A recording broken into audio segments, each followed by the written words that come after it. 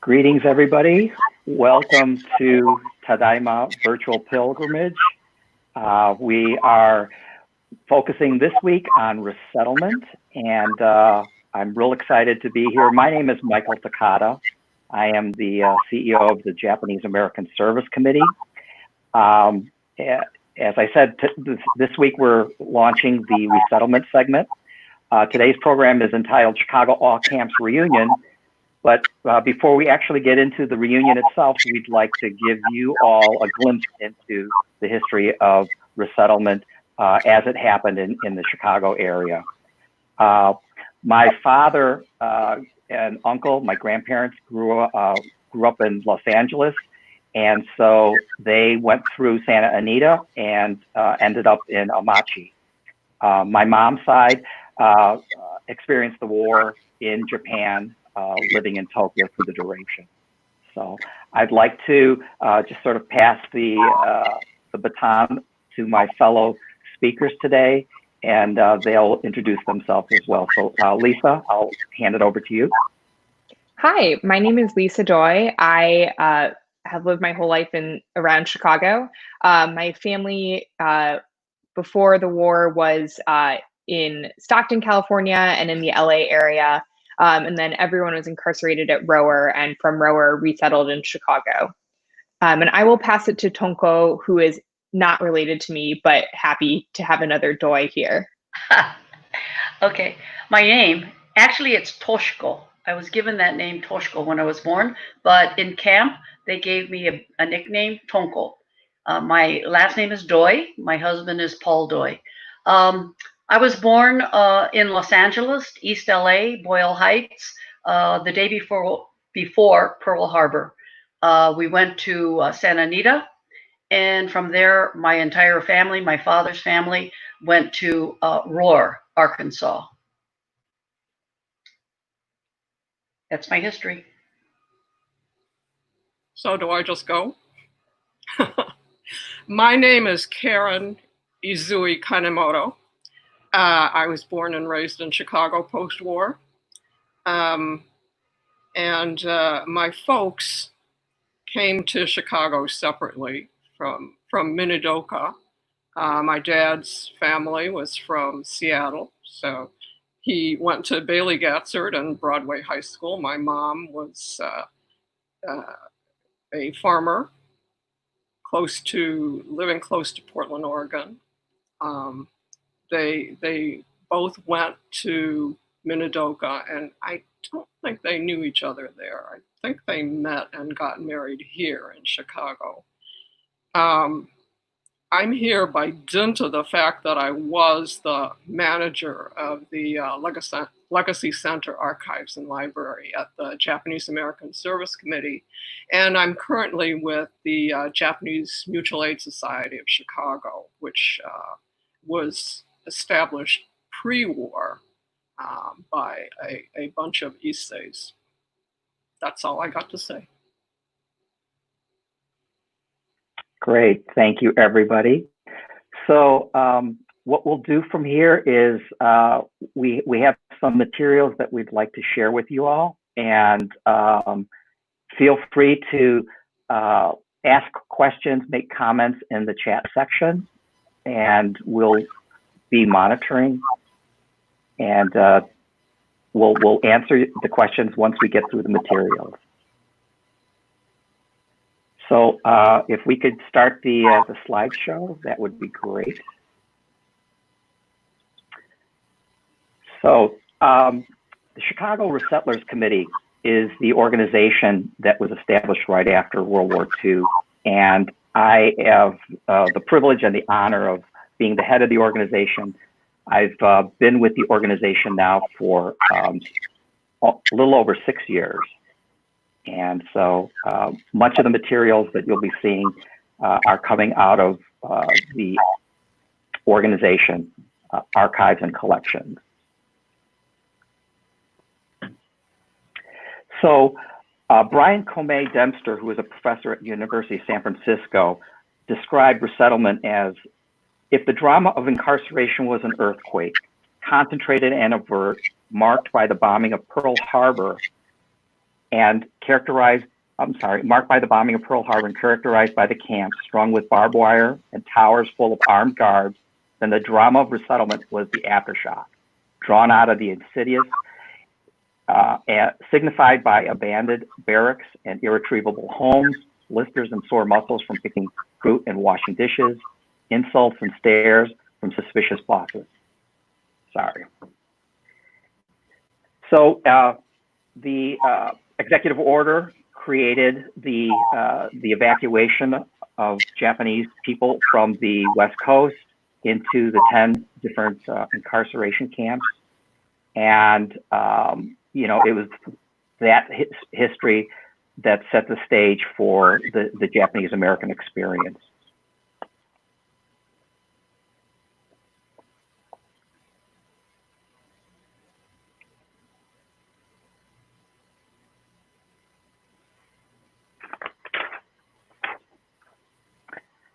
So as I said, the Chicago Resettlers Committee was formed in 1946, and it was the result of efforts by local Japanese American residents with the assistance from the Welfare Council of Metropolitan Chicago.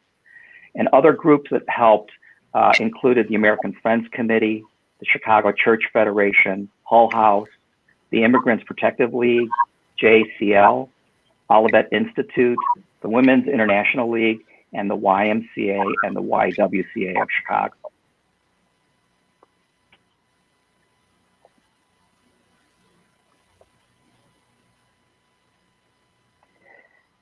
So this picture shows that how large the group was, and this was in 1946.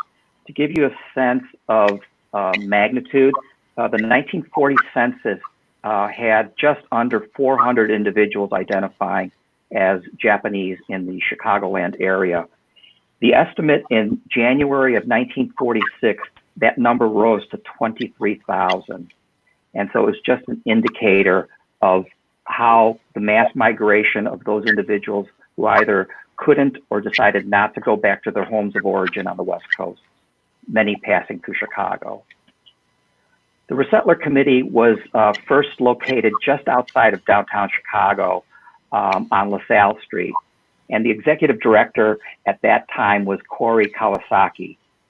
And then he was followed by Jack Yasutaka in 1948 And during the early years, the service committee actually moved a little further north to 1100 North LaSalle Street.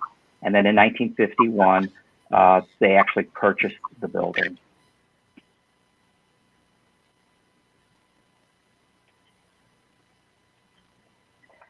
So the mission of the founders was to encourage and help resettlers become members of the Chicago community through social, economic, and cultural activities, to mobilize Americans of Japanese ancestry toward the strengthening of forces of democracy, and participating in efforts and plans to establish and maintain peace, to join forces with all Americans, regardless of race, creed, color, promote social and economic progress, and to eliminate discrimination, and to assist in the resettlement of people of Japanese ancestry. So here's just some examples of things that the Resettlers Committee did. They helped find new housing, help people find new jobs, as well as to help make new community, as indicated by the picture of the picnic, the summer picnic on the right.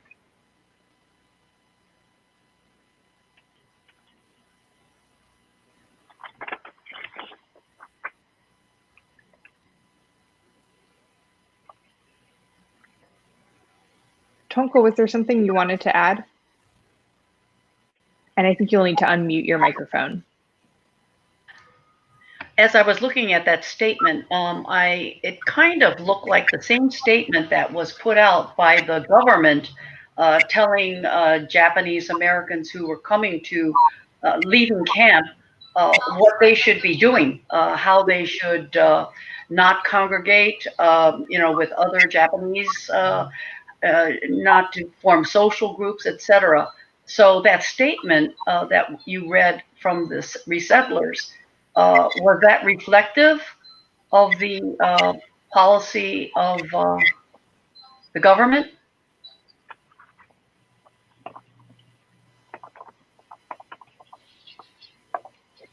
Is that to me, Tonko?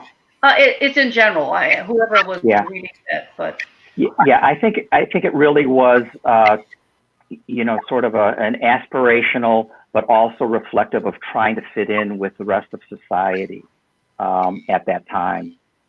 You know what? I think we won't be able to have commentary because these slides are going to just automatically flip every 40 seconds. I understand. So, I'll be quiet.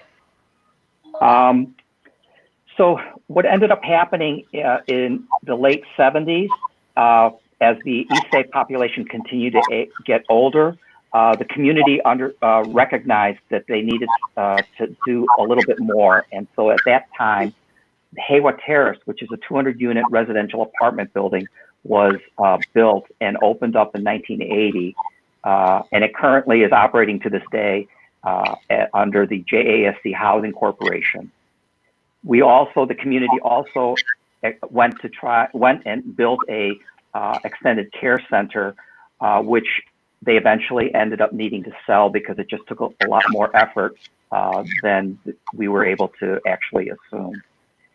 So these now are just pictures, images showing what the service committee is doing now with the community and how it's sort of transformed into elder services, cultural programs, and then youth programming.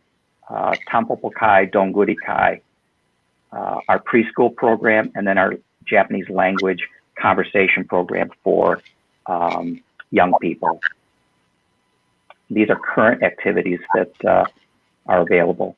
In addition, the service committee established in the 80s the Legacy Center and Archives and Library with the intent to preserve, exhibit materials that really promote the unique story of the Japanese American story in Chicago primarily, but also, as Issei came to America, we have probably over several hundred separate individual collections of materials, photographs, etc. And so you'll be able to look at a lot of this material on our website.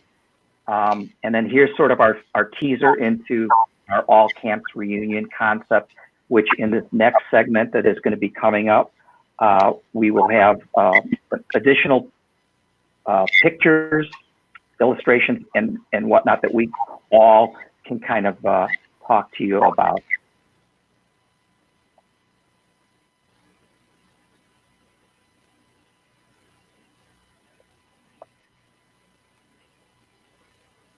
Thanks so much, Mike.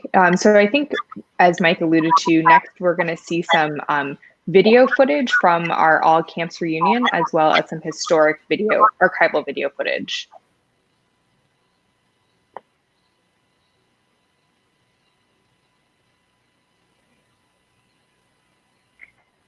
So much of this footage that you're seeing right now has been digitized recently, and so that is something that not only our organization, but many other organizations are working very hard to take these family photos, these family movies, digitize them to preserve them, and then work with other partners to create some exhibits.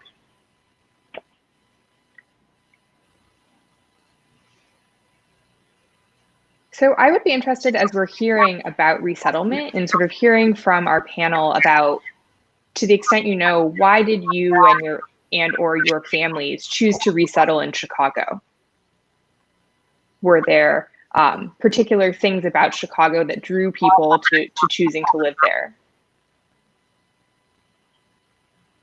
So my dad was a senior in high school in '42, and he ended up trying to spend as much time out of the camp as possible. And he went on work details initially as a farmer in the Great Plains, but then found himself as far east as Cleveland and Chicago. Chicago ended up being the place where most jobs were available. Not desirable, but at least it was employment. Right, and I think that the traditional explanation is that Chicago had a lot of jobs available, a lot of educational opportunities available. I think that my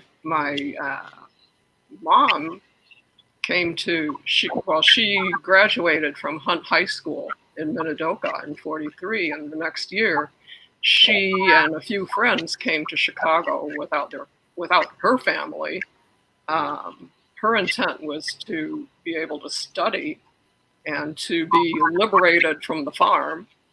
But, you know, my sneaking suspicion was that people came to Chicago because the railroads came here. You know, it's a big city. It's close to at least to Roar. And all the trains came through here.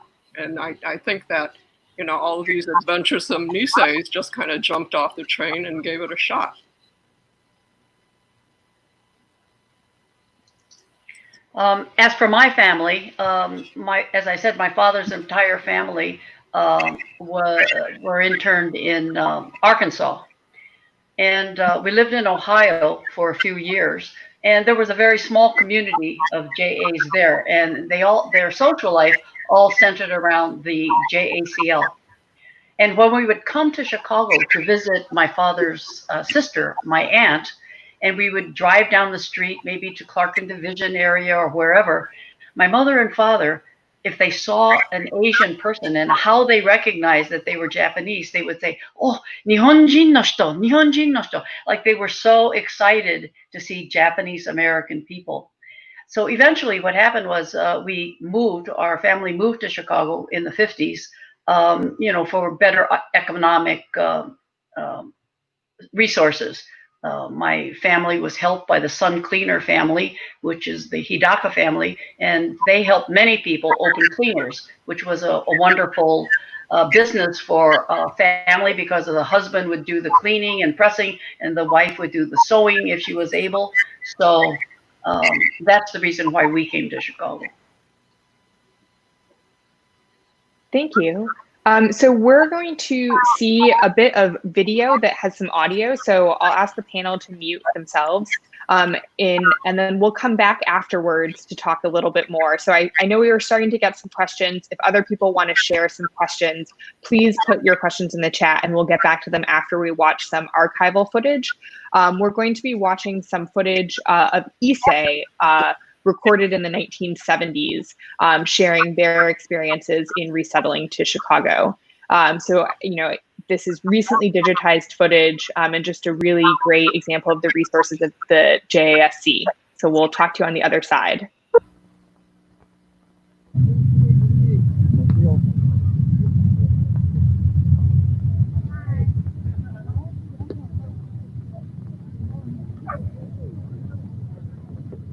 When you think of Issei, what do you think? Well, I think of the first generation Japanese that immigrated here to this country, including people like my parents. Pioneers. I think about my parents and my mother-in-law, and that their life is coming to an end. Mostly, they're just think of them as old Japanese, and like mostly I just think of my grandmother when you talk about Issei, because that's the only Issei I really come in contact with. Good to kids people. Hardworking people. In my younger days, tended to think that were a lot different from us. Therefore, there was quite a lack of communication between Issei and myself. But lately, I've begun to appreciate them more, and I'm sorry that I didn't get a chance to communicate with them more deeply. People who have gone through so much that I want to care for them. I see an Issei on the street and I feel like embracing them, and I feel like I always say hello, and I feel very close to them. I see a lot of people that are really humble and reserved, that they really kind of get pushed around, and now that like my generation was starting to come out of it, but I see a great bunch of people. I don't want them to be in homes. I want to care for them at home. They were put in the relocation camps during the war, and somehow they came out of that with no bitter feelings. And I feel no matter what old Japanese person I see, I can go up to them and talk with them, and they'll appreciate it. Or if they need a ride, I'd do anything for them when I see them. I feel some kind of connection with them. I sort of feel like I might toward my grandmother, compassion or love, Oh, these are people who care about me, Right. who work hard for me, who will do everything in their part to give me a better life. Well, I don't feel so sorry about them, because they already served their life, and they did a good job, I think, for being unable to speak English. It's hard to communicate with them. How about you? Oh, well, I guess, these days I don't know, I don't really understand their culture as much. Not to ignore them, because that's a trend with older people, you feel that you don't have anything to say, or a lot of times you feel that they really don't understand, but they do understand, they do have feelings, and I want to make them, feel as comfortable as possible and happy, I guess. Well, I just think the main thing is, like if they want to help you, you just, respond in a receptive manner, and if they say, "Are you hungry?" I always say, "Okay, I'm hungry." So then they'll cook for you or something, and it makes them feel good, and even though you're not hungry, you're making them feel good. And, you just do what if they want to help you, just let them help you. That's the thing. I think that's the main thing, because they're not going to be around that much longer. So just make it easier for them. All right, take the pressure of finances off of their backs. I try to speak Japanese more. Try to learn Japanese. Well, I would think now, in terms here, especially in Chicago, and in other centers where there's fairly large groups of Japanese, I think we have to think in terms of housing for them. This is a big problem in that they have no place to go after they say that they're alone. For example, there are many who say they're alone. Now they have no place to go, and language is a problem for them too. Right. And I think housing, particularly, is one thing. Also, these people are used to working all the time.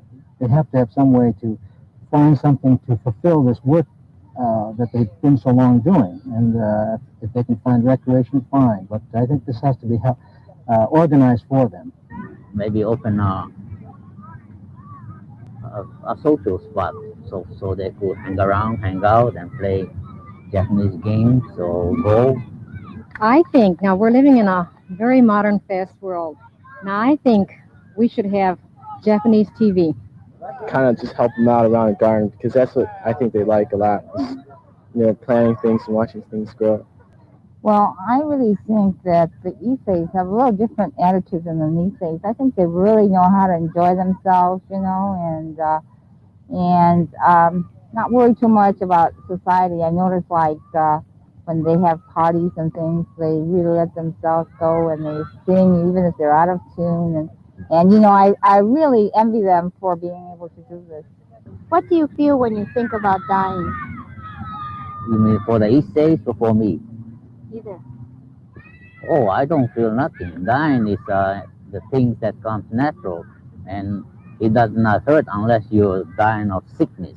Then you might have pain, but if you're gonna die natural, your spirit just goes out, and you don't feel. There's no pain. Nothing to worry about. I don't really know. I don't know, sort of like a scary feeling. I think it's just a natural part of life, and I think that there's nothing to fear about it. I think the East States feel that way also. I don't know if that's an attitude of the Iseis. I think they accept life as it is. When you become old and then your time is here, and I think they accept it graciously. I don't know if I can. Maybe as I get old, maybe I can. I don't want to now. I just think I don't want to think of it because I enjoy life so much.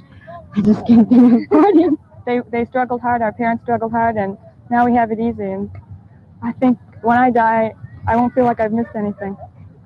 Well, I don't think about it really. I just more or less live day to day. I think the worst part of dying is the situation you leave people who, your loved ones who you leave behind. I worry more about that than about dying itself. Unfortunately, for a lot of the Issei, some of them died, I'm afraid, too young not to partake of the good things that came a little later after that struggle that took place in the early years of their history.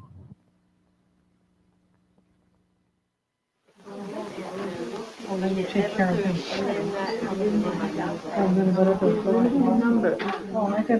Yeah, that's all right. At the Teiju Shakai, Japanese American Service Committee, the social service workers generally start the day by making contact with clients. もしもし、野尻さんですか？私、定住社会のフリッキーです。いかがですか？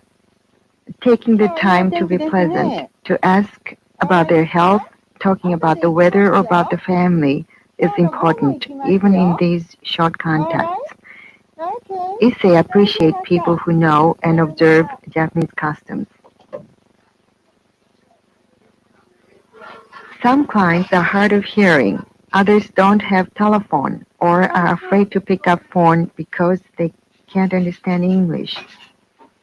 Clients like these need a letter so that they don't forget we are coming.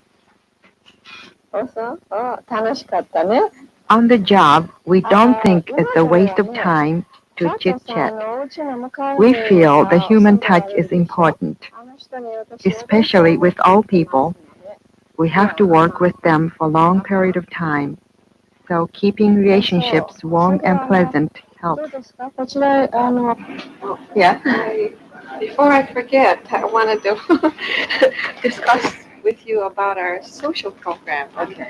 I'm really in a quandary about July social program, where to go and what to do. In our planning committee, we had planetarium down, but we've been there recently. Before we start our individual rounds, we generally need to talk about our clients and the program. We talk about how we can help this client. What is the best way to handle the situation? What is the plan for this program? And so on. For a picnic. So that's all set now. One of the clients brought this in. Toilet paper cover. Each client reserves has different needs, and we try to tailor our program to them. Our latest client, I was kind of surprised to see how well she looked, considering she was a stroke patient. Maybe she'd like to do a little homework. I'd be willing to bring it for her. And she said she'll think about it and let me know. Let her do whatever she can do, not do everything for her. Let her do.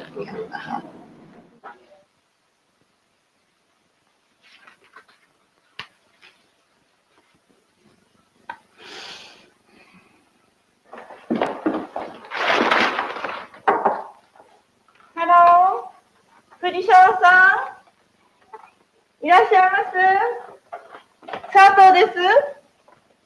Others need the services of a homemaker. Mrs. Fujisawa is hard of hearing, so she leaves the door open for a worker. いかがですか？どうでした？お元気？ありがとう。これね、頼まれた本。これね、買い物してきましたよ。これが本で。はい、じゃあね。なくしてお金ある。はい、いいですね。ありがとうございます。お金確かにいただきましたね。これね、袋を頼まれたでしょ。このぐらい大きいのができましたよ。ほら、このぐらい。いいですか？ Mrs. Fujisawa is moving, and she wanted a big laundry bag to put her clothes in. Also, the homemaker cleans or cooks whatever chores need doing.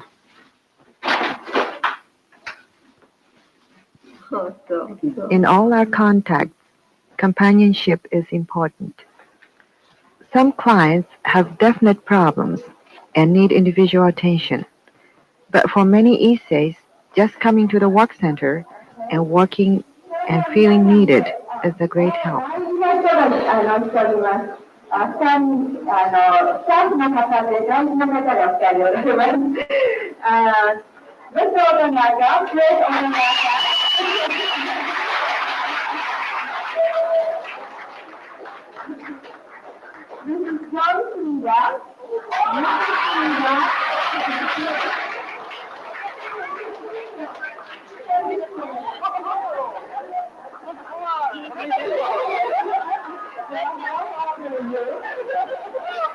These are dental and first aid room or examination room.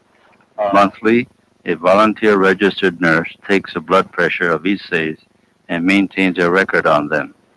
A volunteer dentist makes biweekly visits and checks teeth, usually dentures. The charge is only for materials. The medical facility is not used enough due to the lack of volunteer doctors. Some of our senior citizens or Issei's help instruct in other classes, such as Mr. Higashigawa here, who is a instructor in cooking for our Issei students here, and he is one of the well-known chefs.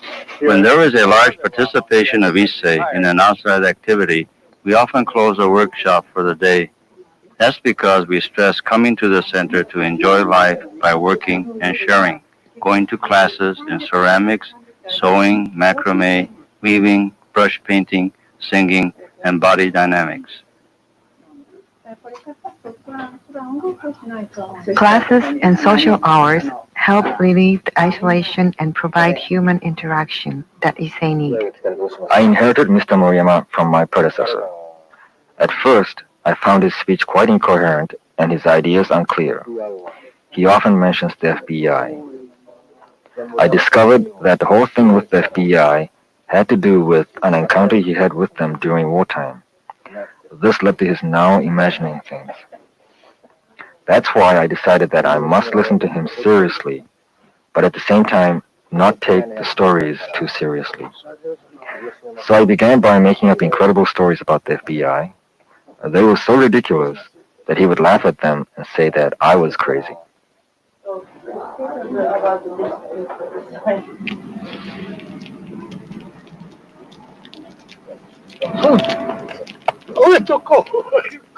It is hard for me sometimes to tell what is real and what is not.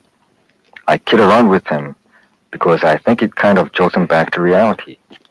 I wave my hands in front of him, poke him, and often startle him. I realize that this method will not work with just anybody, but it works with Mr. Moriyama. When we kid each other, we're just like buddies. I guess we understand each other. Having a lot of other activities. You know, we increased more activities at our center. Oh, is that so? Mrs. Ichichi was once very withdrawn, and a problem that a helper will have to face is how to pull people out of this withdrawal and still be honest about their situation. They're really enjoying those programs. Oh, that's nice. I hope you can come, though. Oh, yes. For our program. Oh, well, thank you. I would like to join. If you like to come, you know, we can pick you up and come, you know, let you come someday to see. Uh-huh. That must be nice, isn't it? Uh-huh. Yeah. Do you think you can come sometime? If I can come and pick you up? Well, we have that here, too, you know. Oh, that's right. That's right, too. But I think everybody, you know, your friends are waiting to see you, too. Well, is Miss Lewis still working? Mrs. Lewis is not too well, so she's staying home. Oh, she's not working now. Not working now. Oh. But Mrs. Campbell is 90 years old. She's working every day. Oh, it's amazing, isn't it? Yeah, we had a special birthday for her.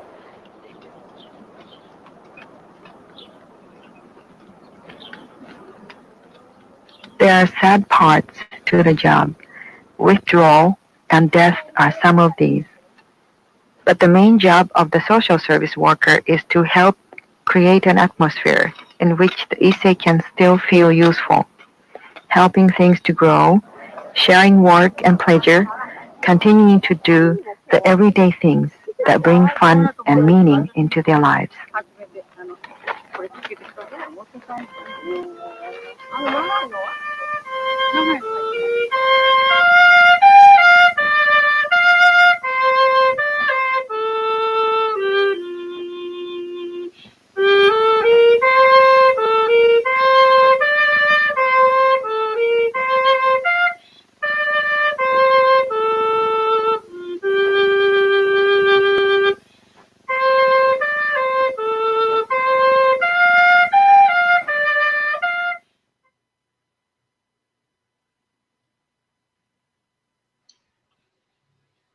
We're so lucky that we have this recently digitized material at the JASC. I feel like both in terms of talking about incarceration as well as resettlement, it's often told through a Nisei and Sansei lens. So it's just nice to be able to include Issei voices and perspectives there. So we'll continue talking to each other. You're now going to see some footage as well as some photographs while we're talking.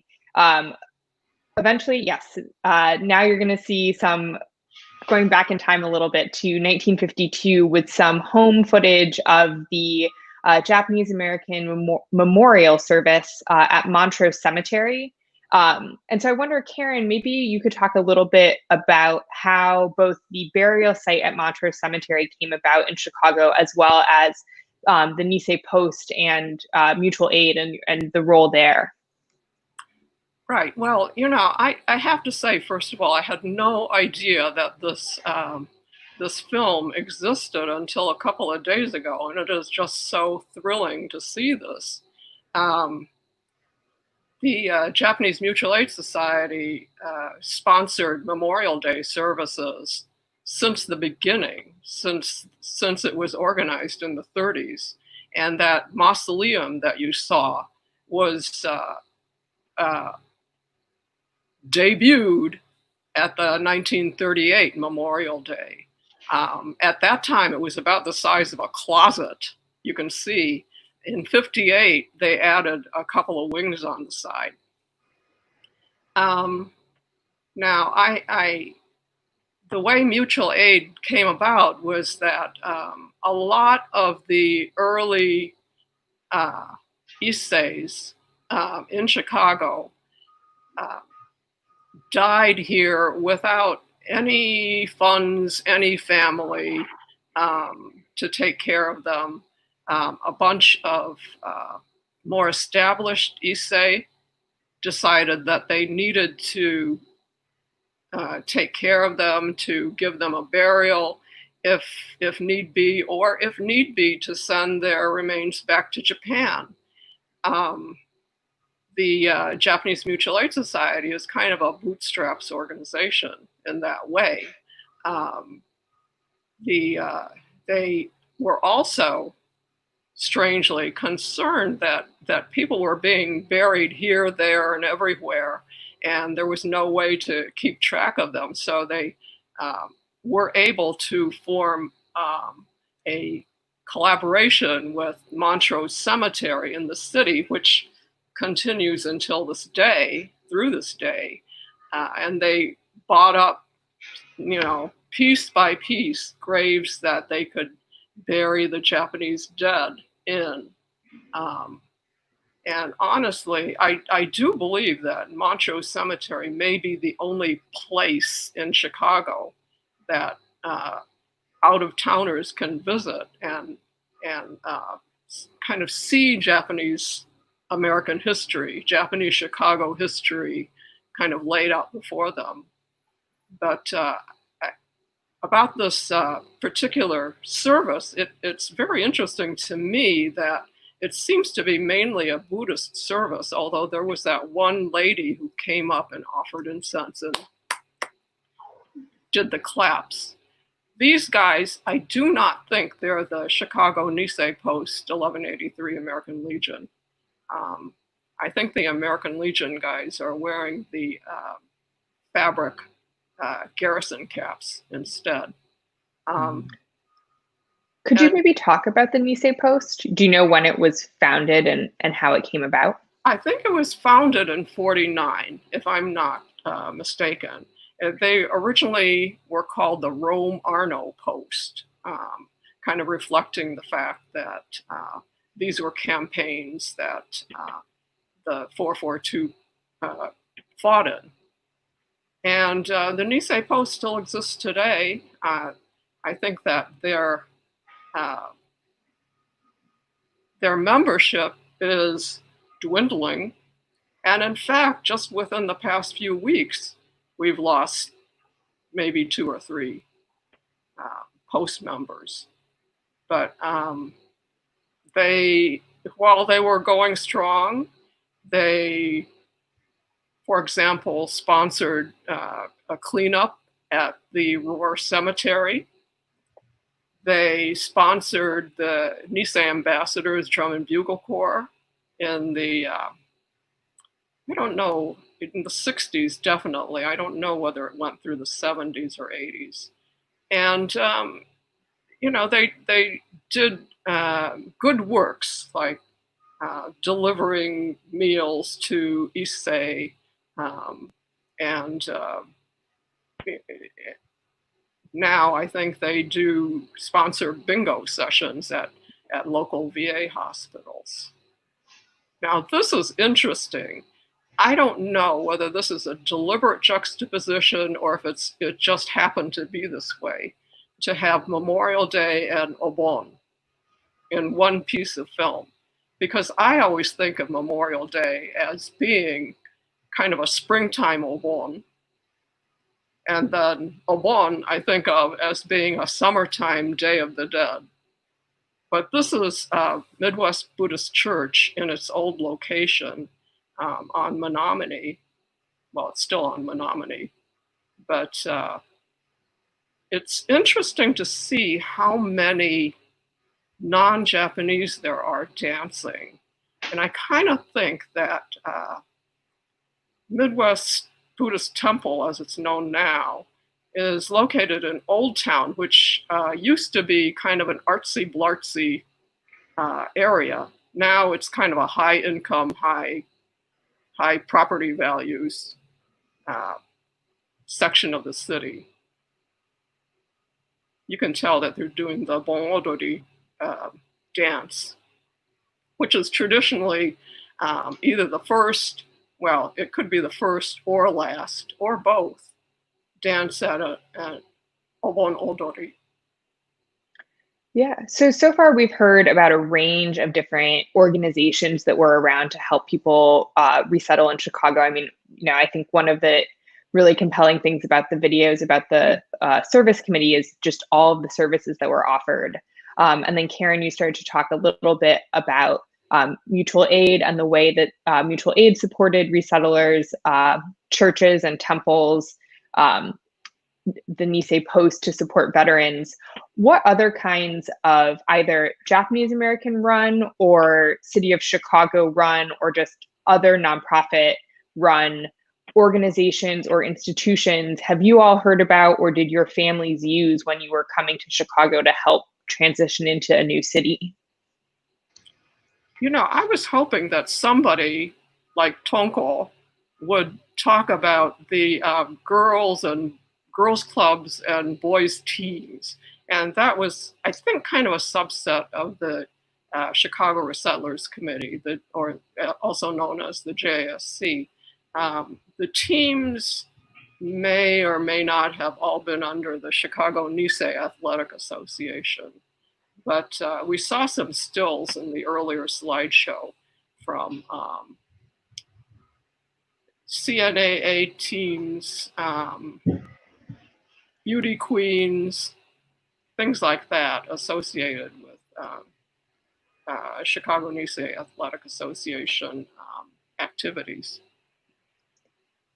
Yeah, Tonko, could you talk about the girls' clubs? I can. And there weren't just girls' clubs, but there, to use the word boys' clubs.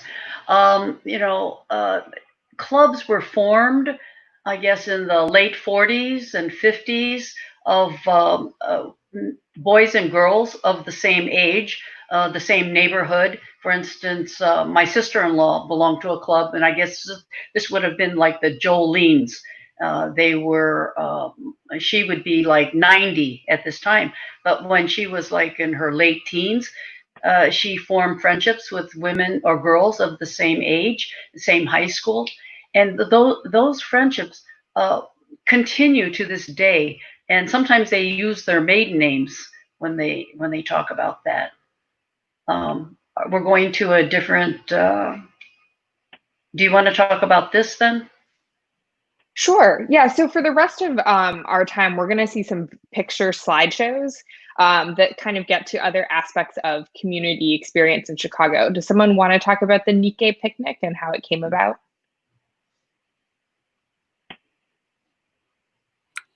I personally am not a picnic person. Okay. I can speak to it more recently. I mean, I know that back in the 50s and 60s, the community did make a strong attempt and executed having annual summer picnics. They ended up coming up more recently, and we've now included the Japanese national community as well. I'm going to let Tonko talk here because this is really at the heart of what we're doing with regard to all camps. The beginning, in the first shot, I guess that was last year, 2019, right here. And these were people who were in camp, and they came to participate in the All Camps reunion. I'm not going to tell you the number because there's a difference in the number. But in the beginning, it used to be much more elaborate with catered lunches, etc. But we always have a program. And the people who came from all the camps, all 10 camps. And this year, more and more young people are bringing their parents and grandparents and to learn. So every year we have a theme. This year, and if in this picture, that's my sister-in-law, Grace Keto. And she's telling the story of her mother's death. And I've heard this story many times, but I've never seen my sister-in-law show that much emotion, any emotion about it. Her mother was pregnant with her 5th child, was in Santa Anita, and died giving birth to the child. And that day, we brought people up to the front and interviewed them about their experiences. And there was a lot of stories with heartfelt emotion. Yeah, so thank you. Now you're seeing pictures of what Memorial Day looks like today. So in there you can see the mausoleum, as Karen mentioned, has been expanded from the historic footage you saw, but this gives you a little sense of then and now. Karen, do you want to talk a little bit about, something I've heard from people's experiences was trouble finding places to bury family members immediately after camp. Could you maybe talk a little bit about what spurred like the formation of this plot at Montrose? Well, this was particularly, you're quite right, particularly after World War II, there was a real difficulty finding cemeteries that will take the Japanese dead or Japanese American dead, including veterans. In fact, there was a study of, oh God, it must have been 20 local cemeteries, aside from Montrose, that did not definitely flatly said, no, we will not take the Japanese American dead. Now, fortunately, mutual aid had been acquiring graves at Montrose all along. So, when all else failed, I guess, people were able to come to Montrose Cemetery. There are a certain amount of graves, old graves at Graceland Cemetery, which is near the current location of the Japanese American Service Committee, and certain amount of older graves at Oakwoods on the south side. But it's just very, very strange that people's prejudices kind of extend to the dead. But that's people. Mm-hmm. Thank you. So now we're seeing footage of the contemporary JASC. Mike, do you maybe want to talk a little bit? I found it really interesting to hear about the historic programs that the JASC ran in 1975 when we were watching that video. Do you want to maybe talk a little bit about what you all do today?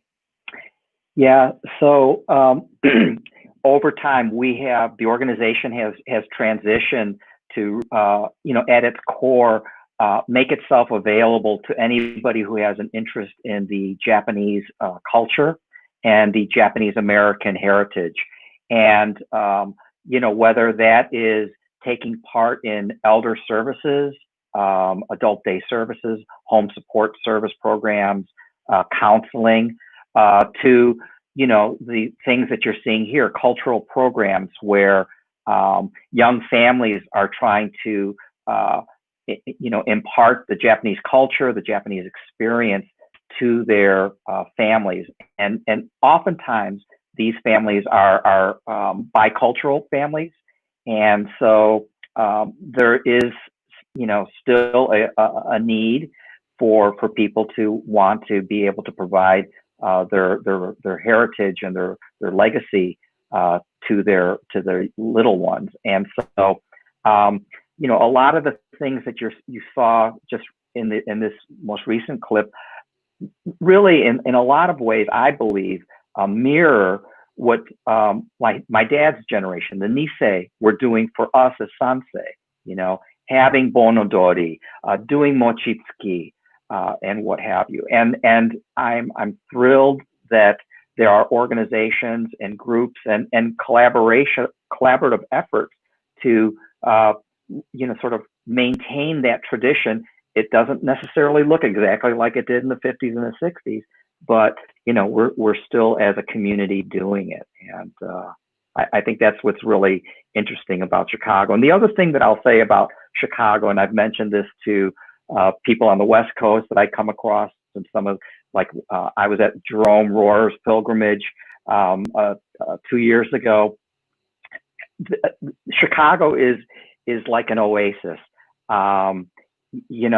When something JA is happening, people just come out to it because we are an oasis sort of in a desert, right? Whereas I talk to colleagues on the West Coast and they say, well, we threw up an event the other night, and we were having a little challenge drawing people.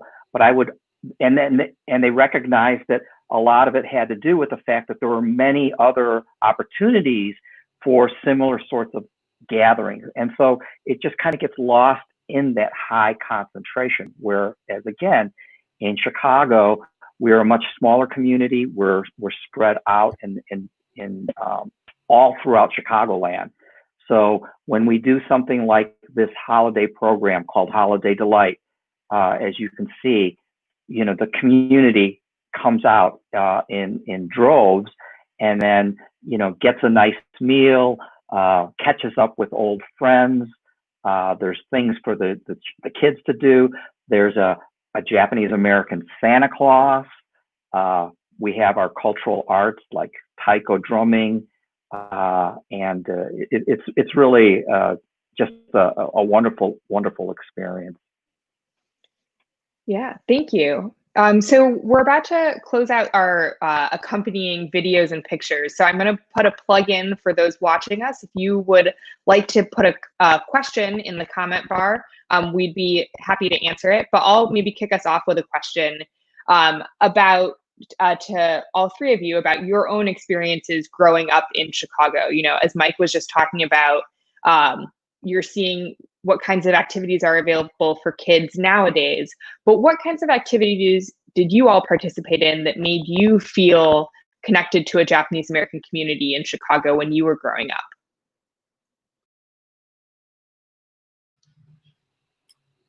Well, interesting question.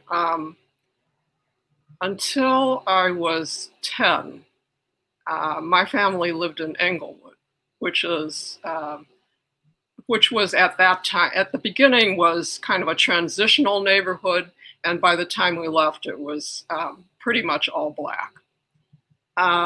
So I didn't have any real connection with the community.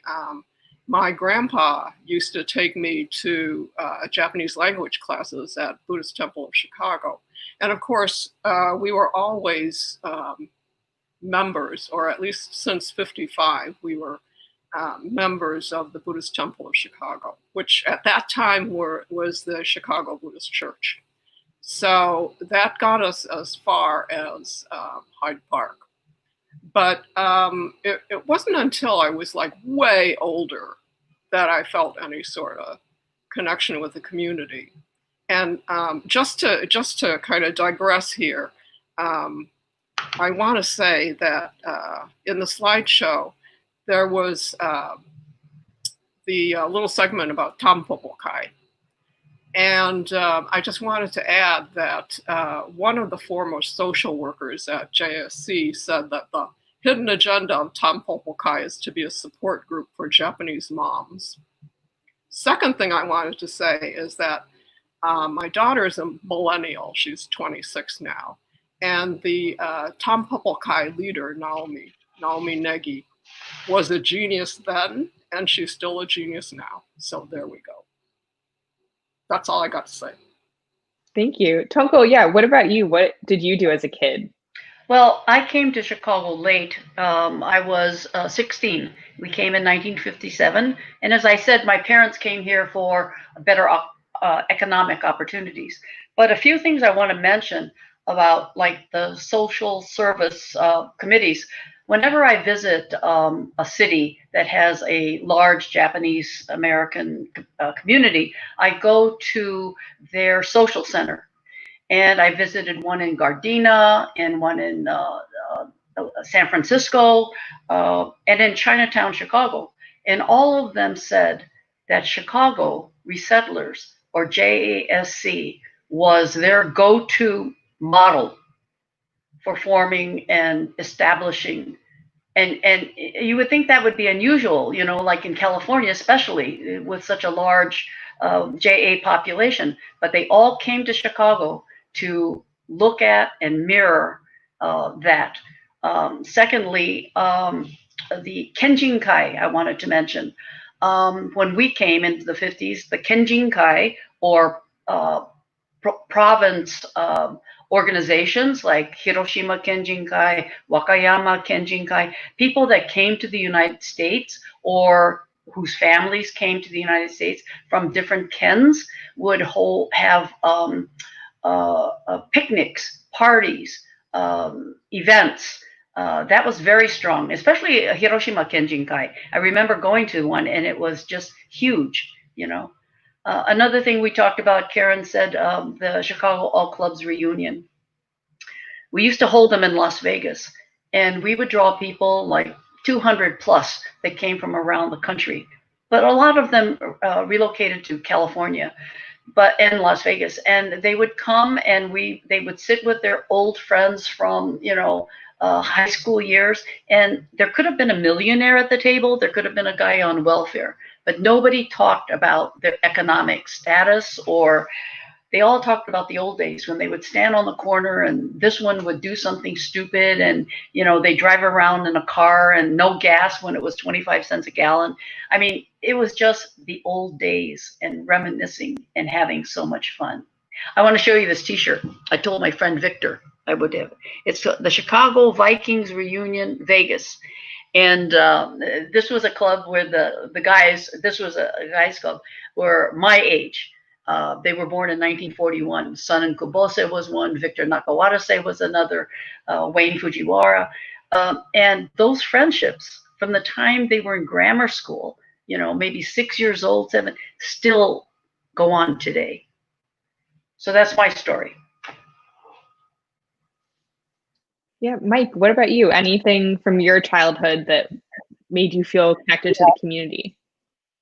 Yeah, so as I mentioned, you know, my dad is Nisei from out of LA, and but my mom is you know, born and raised in Japan, didn't come to the States till after the war, and you know, to this day, fortunately, both of them are alive. My mom just turned 90, my dad's 95.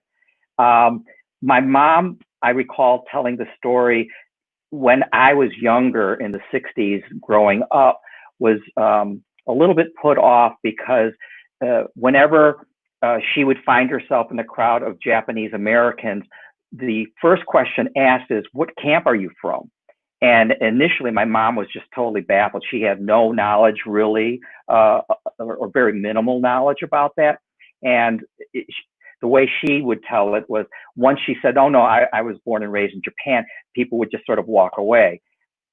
You know, that's her story. But anyway, so when I was really young, we didn't really stay connected.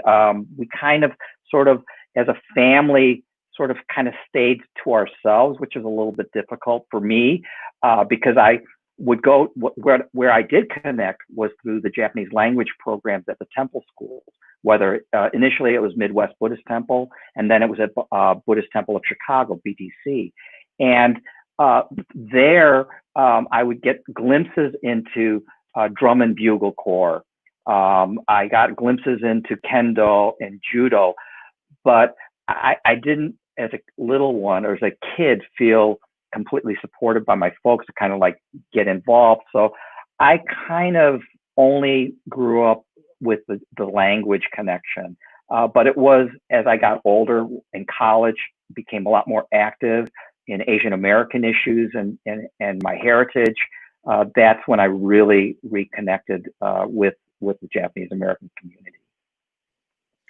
Thanks. I'm going to put another plug in for our viewers. If you have any questions, please put them in the comments. We'd be happy to answer them. But as I've been looking at the comments that have been coming in, you know, I think one of the things that's unique about the Chicago experience is that many people came to Chicago even for just a brief period of time. So Karen has been alluding a little bit to a pre-war Chicago community. There were, you know, about 300 people, Japanese American people, living in Chicago before the war. And that number actually jumped up to close to 20,000 people who were living in Chicago around 1945. So really one of the largest, before the West Coast was reopened to allow Japanese Americans to return, Chicago was the largest resettlement site for Japanese Americans in the country. So for those watching, if you're interested, one of the, I think, good resources for finding out whether or not your family came to Chicago for a short period of time, you can look for the War Relocation Authority's final accountability rosters, which are all digitized by Densho now. And you can look and see, you know, where did your family go immediately after they were incarcerated. And you'll find that many came to Chicago, even if it was just for 1 or 2 years before returning to homes on the West Coast. So one of our questions from the audience is about racism that Japanese Americans experienced in Chicago after the war. Does anyone want to talk about, you know, stories or incidences of racial discrimination? Well, I alluded to something with Dr. Ben Chikaraishi in another video. I don't know when that will be shown, but he talked about, Dr. Ben, when he came to Chicago from Aurora, Arkansas, talked about having a list of available apartments that he would go to one after the other, and either the people wouldn't open the door or they say, no, we don't have an apartment for rent. And he said, but the sign says for rent. He said, oh, that must have been a mistake. We'll take it down. So there were a lot of discrimination in when people tried to find housing. Yeah, can I add something? And this kind of supports what Tonko said. I talked to Fred Yamaguchi maybe a year or two before he died, and he said also he was here in an apartment with his wife. She was pregnant. He thought, well, I'd better get a bigger place. Also, he was concerned because his parents were coming to Chicago. And again, whenever he went to visit a place to rent, you know, he would basically get the door slammed in his face. So he said, and he's 24 years old, he said, I better buy a building. So he did. You know, I mean, it's when you think about how young these people were, you know, and how they kind of mustered up the will to do something to provide for their families. It's really incredible. I think that in Chicago, there's a certain strength, even today. We see it in our grandparents, our parents, you know, the will to succeed. You know, a couple of things like with the mutual aid, and Karen didn't say this, but, you know, up until like last year, the plots for were like $250 per plot, which I'm guessing it is like a rate that is unbelievable. I mean, if you were to look at funeral, you know, and they were able to exist all these years just with that. But yeah.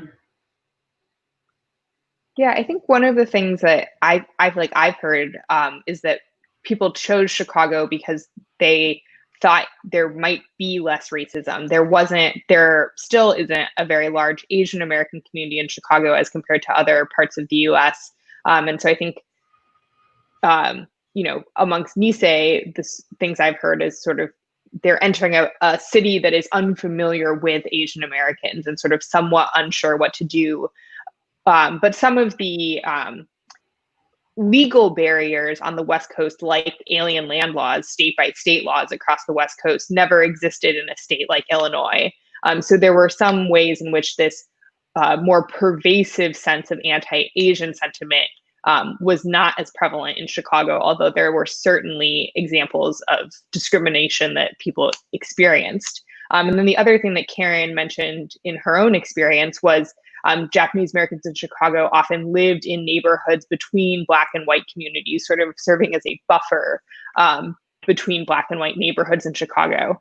And so I think that was also sort of, you were sort of shunned by both sides, or there was this in-betweenness that was experienced by Japanese Americans in Chicago.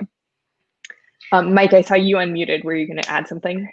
Well, I was just going to speak to sort of the modern day, particularly with the COVID and, you know, sort of the rising incidences of Asian American discrimination and racism. You know, I don't know for a fact what the numbers are in terms of the Japanese American community, but I do know that even in Chicago, Asian Americans have been reporting incidences where they've experienced racist acts, comments as a result of COVID. And there are organizations locally and nationally, like Asian Americans Advancing Justice, who are making themselves available, pointing people to reporting mechanisms. Yeah. Thank you all so much. I'm going to see, are there any last comments before we share a final little trailer film? One thing that I wanted to mention was the Friends, or the Quakers. When we moved to Ohio, to Cincinnati, we moved to a hostel that was run by the Quakers, or the Friends. And I think that religious group helped many people when they left camp, or brought them out of camp to go to colleges, to schools, and for housing. And also talking about the Black and Japanese and white neighborhoods, I think that I always felt more accepted in the Black neighborhood where we lived in Ohio. It was kind of a mixed area, but the Black children in that school were more accepting, I believe. I also wanted to say something. I just wanted to make a pitch for the JSC archives, the publicly accessible catalog, which was formed partly due to a JASC grant. You can access it via the JSC website. Information was on an earlier slide. Also, if you have a long lost family member who came to Chicago and disappeared, mutual aid may be able to help you with that, with our records. And you can contact us through our website. That's jmaschicago, one word, .org. We have a listing of people in our sections of the cemetery, in the mausoleum, etc. Third thing is, I'm waiting for somebody to write the definitive history of Japanese in Chicago. So somebody out there, do it. What does that mean, definitive? Definitive. Well, there's a couple of texts in Japanese that were written in the 80s, which, of course, I don't read Japanese, but whatever. But yes, I mean, references, stuff other than pictures. A deep dive. Like a real hardcore history. Lisa. Well, thank you all again so much for taking time to be on this today. We're going to close by watching the trailer for a film called Resettled Roots, which is available all week as part of the Tadaima package of programs. So if you go to the Tadaima website, you'll be able to watch this full film, which talks about resettlement to Chicago. Thank you all again, and enjoy the trailer. Topaz. Yay, Topaz. And Tule Lake.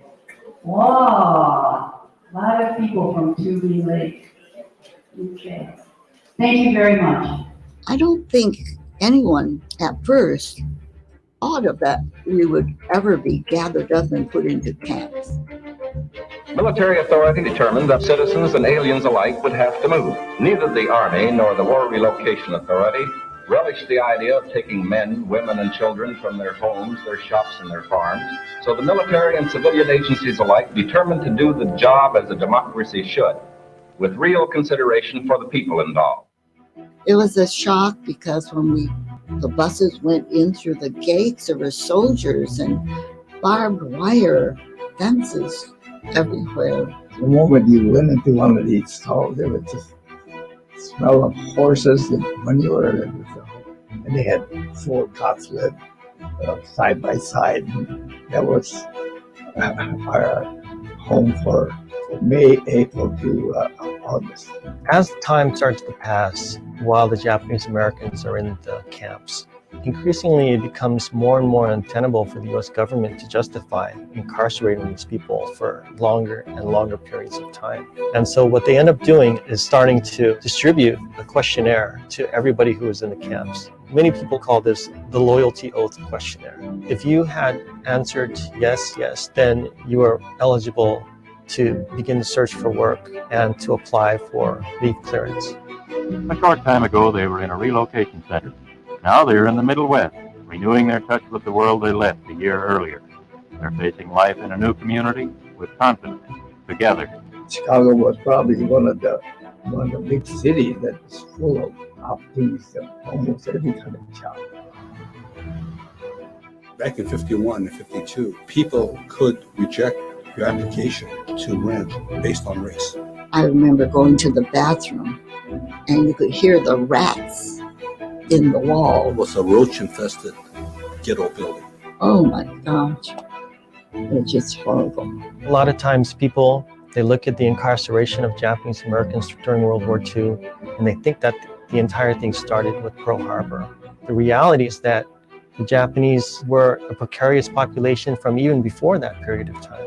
It's the experience of one group at one period of time, but there are things in there that are universal, and there are things that are important to capture because history repeats itself.